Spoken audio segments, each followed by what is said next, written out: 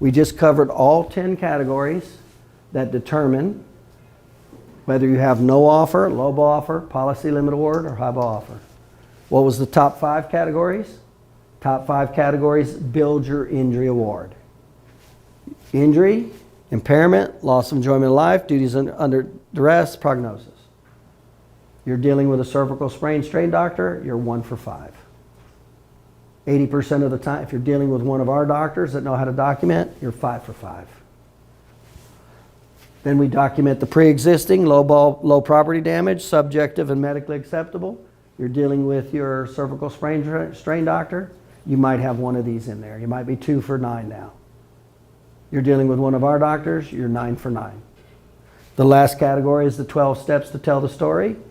This is what you get in a narrative report. You get the mechanism of injury, you get the injury magnifiers, you get the subjective findings at MMI, you get the hybrid findings at MMI, you get the totally objective findings, you get the therapeutic protocol, response to treatment, complicating factors. I left out complicating factors earlier.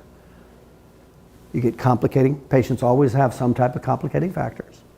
Complicating factors, response to treatment, MMI. MMI is based on the science of the 3 phases of healing. It's not my opinion.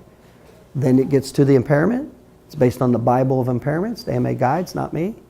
And now you're looking at anywhere from a 12, 15 to 25% impairment. That takes you into the prognosis, need for future care. I just took you with the same injury. I just took you out of no offer, out of low ball offer, into a high ball offer. Now for you to get out of this into this, you have to bypass the insurance adjuster.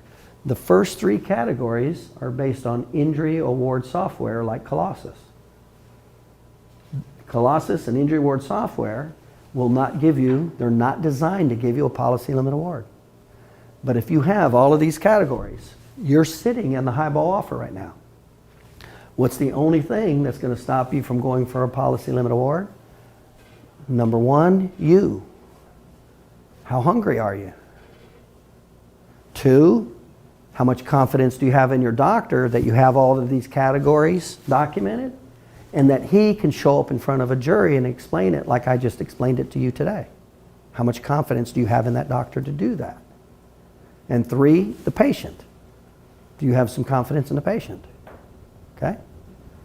Now, how many of you, if you had a soft tissue spinal injury and you had doctors like me, like what I just explained, and over 80% of your cases had all 10 of these categories fulfilled, and it was delivered in this method in a narrative report, you know it was going to be delivered that way in a deposition, and if you did go to trial, it was going to be delivered that way in trial.